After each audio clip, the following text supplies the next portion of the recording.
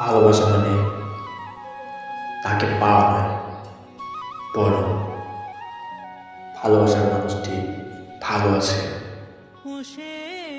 সুখে আছে, এটা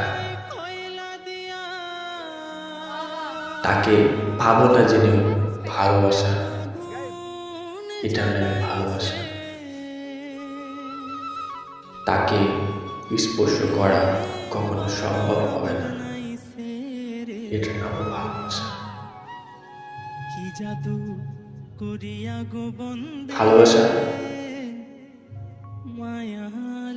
একটি সংজ্ঞা।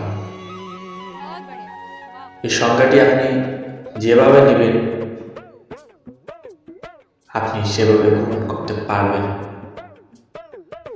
যদি আপনি সেটিকে ইতিবাচক হিসেবে নেন, দেখবেন আপনার মনে অনেক শান্তি, আর শান্তি থেকে আসবে আপনার মনে সুখ।